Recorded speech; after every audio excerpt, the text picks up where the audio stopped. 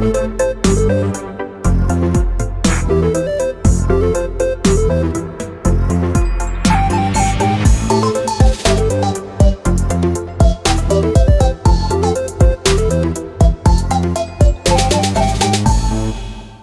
everyone, this is DeFi Dad. I want to walk you through a new tool that launched in the last few months, but more recently added a very important option to be able to bridge Ether. So HOP is a bridge that allows you to move between Ethereum L1, the Ethereum mainnet, and these different networks, whether you label them L2s, sidechains, blockchains, whatever you want to call them.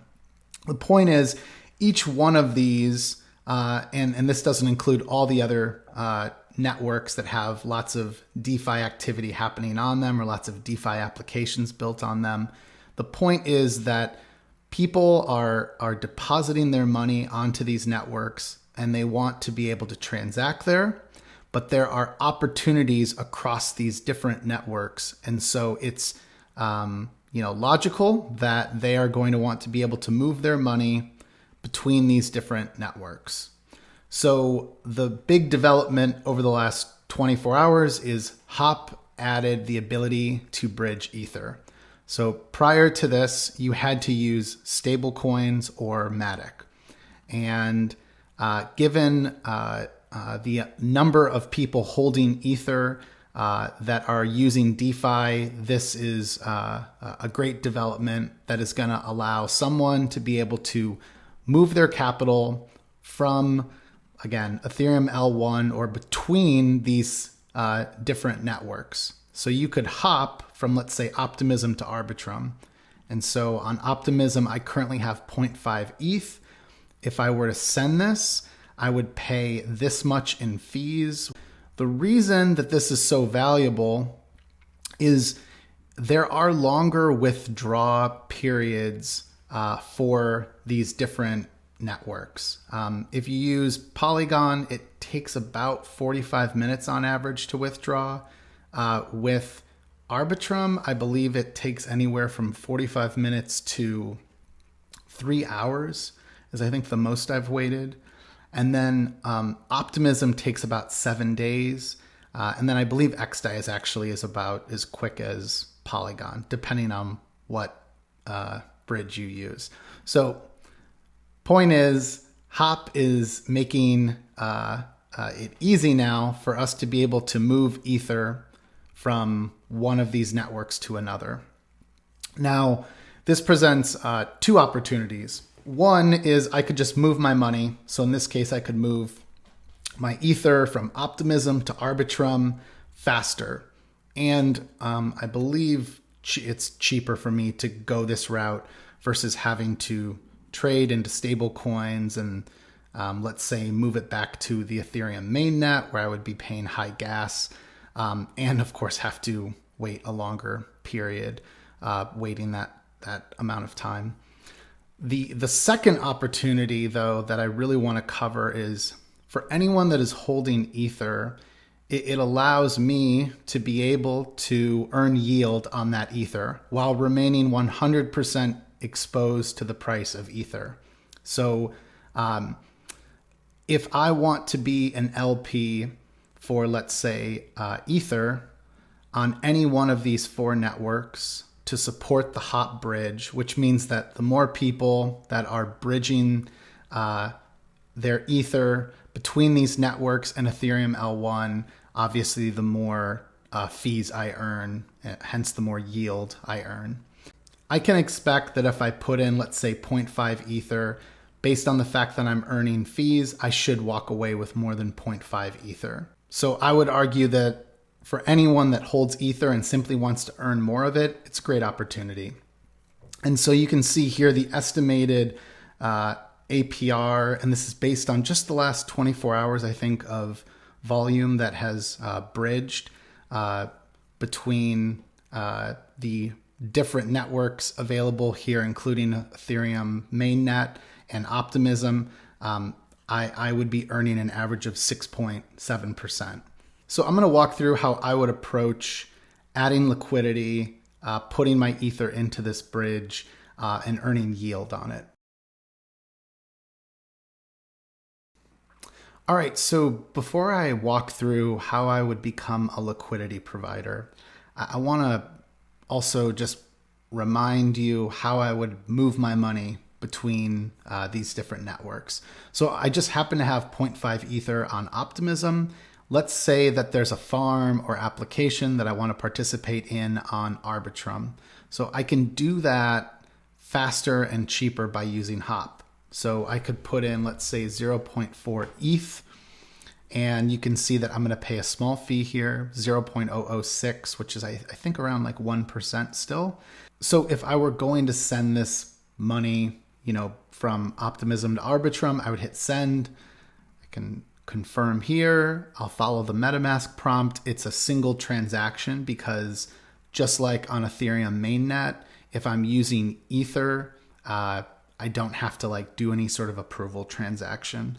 And so I can see the estimated gas fee. This all looks good. Reminder, I'm on Optimism at this point. So that's why all of this is much cheaper, and I'm paying a pretty insignificant gas fee compared to what I would pay on L1. And then if I wanted to confirm this, if I wanted to send this, I would hit confirm.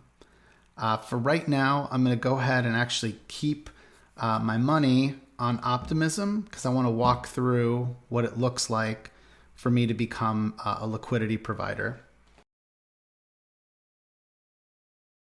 Before I become a liquidity provider, I want to go to the pool tab and play around with the different networks to find out where I might earn the most yield. So I might speculate that we're going to see more volume bridging to Arbitrum just because of all the applications lately. But I also could speculate with all of the value that's locked up in Polygon and all of the applications there, that might also be a great place to provide liquidity. So let's just take a look at both. So if I go to Polygon, I can see that the APR here is around 27.7%. So it's obviously really high. This is denominated in Ether. So this is me putting in Ether and then earning Ether. So 27.7% is pretty high if that were to hold, which I would argue there's probably been a spike in volume just because this bridge just became available to transfer Ether. But anyways, that's one to consider. And then let's look at Arbitrum. With Arbitrum, let's see if it spits out an estimate. Let's put in, if I put in 1 ETH, actually let's put in another. Okay, there we go. So it's saying that I might earn, and again, this is based on just the last 24 hours, 3.14% APR. Now, the other thing to consider here, aside from, where do I want to put my liquidity? Is it in the hop bridge on Polygon? Is it the hop bridge that exists on, let's say, Arbitrum? I also want to consider what tokens I would be depositing.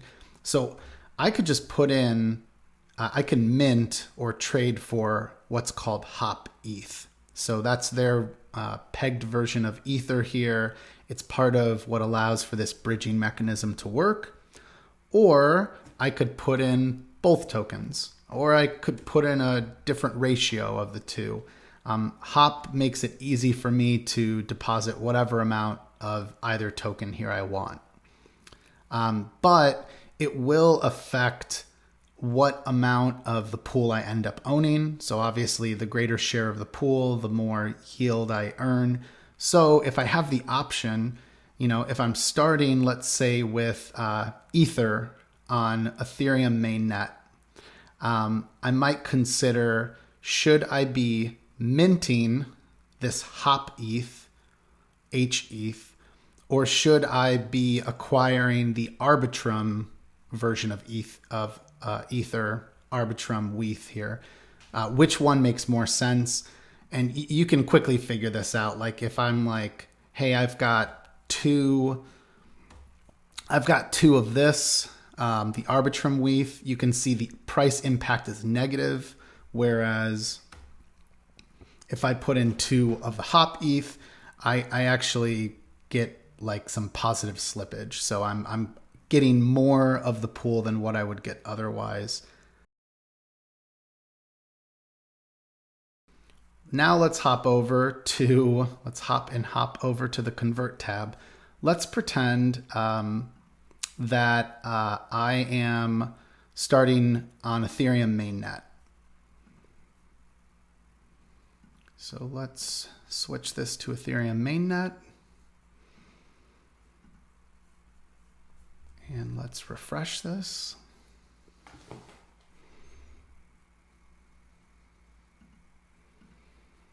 Here we go. Okay. So there's 2 options here. It makes the most sense if I'm starting on Ethereum L1. So let's cover this profile first. I'm on Ethereum L1 and I want to become a liquidity provider, let's say on Arbitrum, or actually let's just do Optimism. So I'm going to use the hop bridge. So I'm going to choose this option via hop bridge to send my Ether from the Ethereum mainnet to Optimism. And I'm basically minting this hop ETH. So if I were to do that, you can see here, actually, let's just use the balance I have. I'm going to be sending my Ether from Ethereum mainnet to Optimism and minting this hop ETH on the Optimism network. Then I will be able to take the hETH and go to the pool tab under Optimism and put in, let's say it'll be 0.39, 0.4 hETH. And that's it. That'll be the steps that I would follow here. However, let's pretend that I'm already on Optimism, which was actually the case with my own funds there. Let's go back to Optimism. So because I have 0.5 ETH already on the Optimism network, I don't need to use this option of via hop bridge. I've already got my funds on an L2, which is Optimism. So I'm going to choose via AMM. And then I will use my Ether, my 0.5 here, and I will swap it to hop ETH. So then I'll have, in this case, just because of the trading rate, I'll have a little bit less in terms of hop ETH. Also worth noting, I don't want to spend all of that. I want to make sure I keep some of my Ether so that I can pay fees on Optimism. So I'm going to just do 0.4 ETH. So I'll go ahead and approve this. So in this case, I'm approving the ability to spend my wrapped Ether, or whatever version of Ether you want to call it, that is on Optimism. So I'm giving unlimited permission. This would be if I plan to move more Ether into hop in the future. However, there is the risk of, if I do this and there was some sort of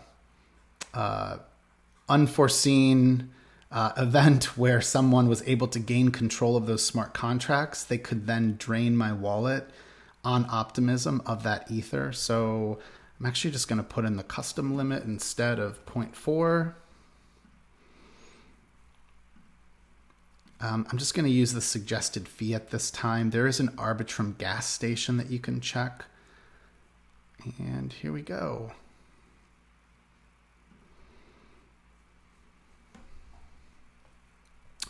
All right, there we go. Already approved.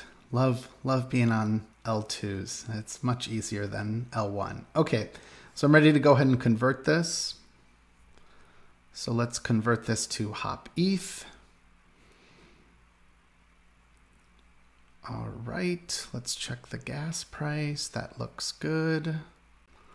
All right, so let's go ahead and convert this.